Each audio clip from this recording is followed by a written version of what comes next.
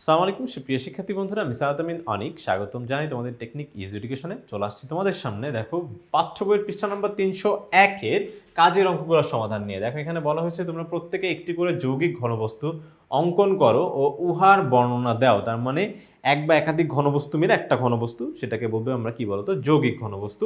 তাহলে ওটা হচ্ছে তোমার উহার বর্ণনা দিতে বলছে এবং বলছে যদি সম্ভব হয় তাহলে তলসমূহের ক্ষেত্রফল ও আয়তন নির্ণয়ের সূত্রটা লিখতে বলছে। আচ্ছা ঠিক আছে, তার মানে আমরা হচ্ছে প্রথম যে আমরা চিত্রটা নিব সেটা হচ্ছে কি হবে বলতো, একটা তোমার ক্যাপসুল।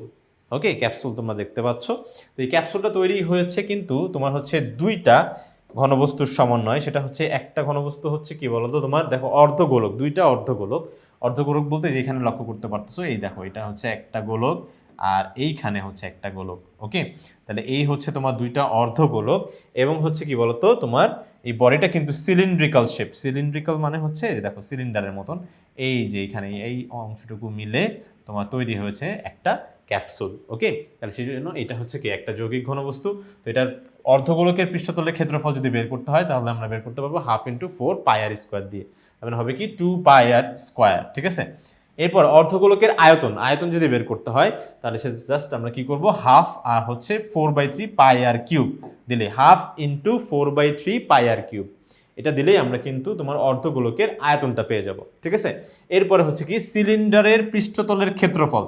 পৃষ্ঠতলের ক্ষেত্রফল বের করার সূত্র হচ্ছে কি 2πr/h। এইচ হচ্ছে অবশ্যই কি বলতো এই উচ্চতাটা, এই উচ্চতা হবে কি বলতো এইচ। ওকে, তাহলে এই উচ্চতা নিলাম।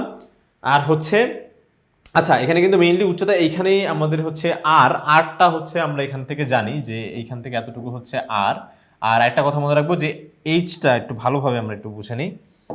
এইচটা কিন্তু এই পুরাটা, হ্যাঁ পুরাটা বলতে হচ্ছে পুরা এই যে এতটুকু অংশ আমরা কিন্তু এইচ ধরবো। তাহলে সেক্ষেত্রে এইটা মানে এই অংশটুকু তো হবেই, সাথে কিন্তু এই ব্যাসার্ধের অংশটুকু হবে। আমি বলছি ব্যাসার্ধ কি হবে, ব্যাসার্ধ আপনার হচ্ছে এইখান থেকে এতটুকু সে না ব্যাসার্ধ। কিন্তু আমি বলছি ভাই এটা যদি বৃত্ত হয় তাহলে বৃত্তের কি তোমার হচ্ছে প্রত্যেকটা জায়গায় ব্যাসার্ধ কি সমানই না? তাহলে ব্যাসার্ধ কি শুধু এমনই থাকে, এইভাবে কি ব্যাসার্ধ গুনতে পারি না? অবশ্যই পারি ভাইয়া। তাহলে সেক্ষেত্রে এই যে এইটা এই আর, আবার হচ্ছে এই যে এইখানকার আর, এটাও কিন্তু কাউন্ট করতে হবে। তাহলে টোটাল এইচ হবে কি বলতো, এই যে এটা তো যদি আমরা যদি এল ধরি তাহলে কি আর প্লাস আর।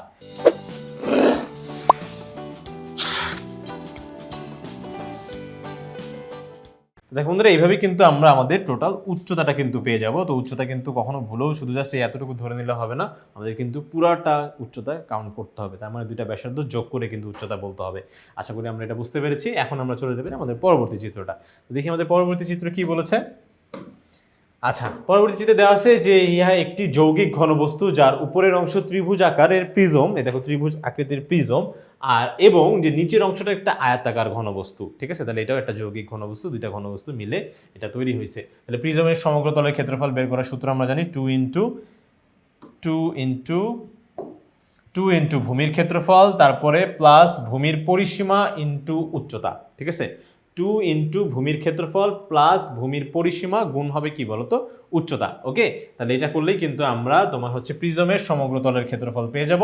ঠিক একই রকমভাবে প্রিজমের আয়তন বের করার সূত্র কি হবে বলতো, এই যে 1/3 ইন্টু ভূমির ক্ষেত্রফল ইন্টু উচ্চতা। জাস্ট ভূমির ক্ষেত্রফলের সাথে উচ্চতা গুণ করলে আমরা কিন্তু আমাদের কাঙ্ক্ষিত প্রিজমের আয়তনটা পেয়ে যাব। ওকে, দেখো বন্ধুরা, এখানে হচ্ছে 1/3টা আসলে হবে না, এটা তোমার হচ্ছে ভূমির ক্ষেত্রফল গুণ উচ্চতা হবে। প্রিজমের আয়তন হচ্ছে ভূমির ক্ষেত্রফল গুণ উচ্চতা। ওকে, এরপরে দেখো আয়তাকার ঘনবস্তুর সমগ্র তলের ক্ষেত্রফল হবে 2 ইন্টু দৈর্ঘ্য গুণ প্রস্থ। দৈর্ঘ্য গুণ প্রস্থ কারণ কেন, দেখো এটা হচ্ছে যদি এই আয়তাকার বস্তুটা যদি আমরা একটু আঁকাইতে যাই তাহলে ব্যাপারটা দেখতে এমন হবে মোটামুটি।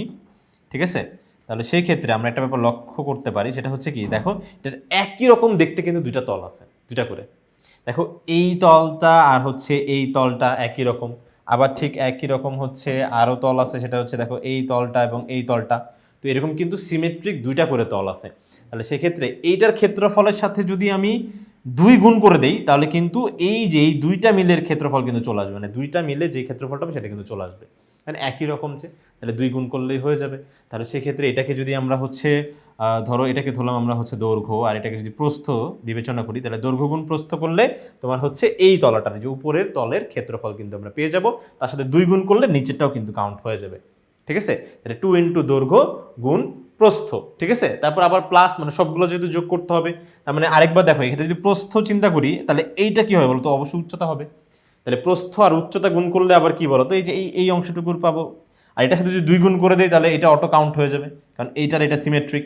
তো এরকম কি আরও একটা তল আছে যে তলটা কিন্তু সিমেট্রিক, এই যে পিছনের এই যে এটা আর সামনেরটা, ঠিক আছে। তাহলে সেটার ক্ষেত্রে কি করবো, উচ্চতা আর দৈর্ঘ্য গুণ করে তার সাথে 2 যদি আমরা গুণ করে দিতে পারি তাহলেই কিন্তু আমরা আমাদের কাঙ্ক্ষিত প্রত্যেকটা তলের ক্ষেত্রফল পেয়ে যাবো। আর প্রত্যেকটা তলের ক্ষেত্রফল যদি যোগ করে দেই, দেখো আস্তে আস্তে দেখো যোগ হইতেছে, যোগ করে দেই তাহলে সেই ক্ষেত্রে আমরা সমগ্র তলের ক্ষেত্রফলটা পেয়ে যাচ্ছি, ঠিক আছে। এবার ঠিক একই রকমভাবে আয়তাকার ঘনবস্তুর আয়তন যদি বের করতে হয় তাহলে জাস্ট সিম্পলি ক্ষেত্রফলের সাথে উচ্চতা গুণ করে দিলেই আমরা আমাদের কাঙ্ক্ষিত আয়তন পেয়ে যাব। ওকে, এরপরে আমরা পরবর্তীটা দেখি। তো দেখো পরবর্তী আমাদের যেটা বলেছে যে ইহা একটি যৌগিক ঘনবস্তু যার উপরের অংশ একটি পিরামিড, উপরের অংশ দেখো একটা পিরামিড দেখতে পাচ্ছ, এবং নিচের অংশ আয়তাকার ঘনবস্তু। আর এখানে আমরা জানি পিরামিডের সমগ্র তলের ক্ষেত্রফল বের করার সূত্র হচ্ছে কি বলতো, তোমার ভূমির ক্ষেত্রফল প্লাস হাফ ইন্টু ভূমির পরিধি, পরিধি মানে প্রত্যেকটা তোমার হচ্ছে যোগফল। এই দেখো এখানে ছয়টা থাকতে পারে, 5টা থাকতে পারে, তো নর্মালি 6টা থাকে, তো এরকম সবগুলোর যোগ করলে আমরা পাবো হচ্ছে কি বলতো, পরিধিটা পেয়ে যাব। ওই পরিসীমাটাই কিন্তু ভূমির পরিধি। ওকে, পরিধি পরিসীমা ব্যাপারটা একই কথা। ওকে, পরিধির সাথে যদি উচ্চতা গুণ করে দিই তাহলে সেক্ষেত্রে একবারে যদি সূত্র প্রয়োগ করলে আমরা আমাদের সমগ্র তলের ক্ষেত্রফল পেয়ে যাব। ঠিক একই রকমভাবে পিরামিডের আয়তন যদি বের করতে হয় তাহলে আয়তন বের করার সূত্র সিম্পল, 1/3 ভূমির ক্ষেত্রফল গুণ উচ্চতা করলে আমরা কিন্তু পিরামিডের আয়তনটাও পেয়ে যাচ্ছি। আশা করি বন্ধুরা তোমরা সম্পূর্ণ বিষয়টা সুন্দরভাবে ভালোভাবে স্পষ্টভাবে বুঝতে পেরেছো। তো পরবর্তী ভিডিও দেখার জন্য আমন্ত্রণ জানিয়ে আজকে এখানে শেষ করছি। ধন্যবাদ সবাইকে, আসসালামু আলাইকুম।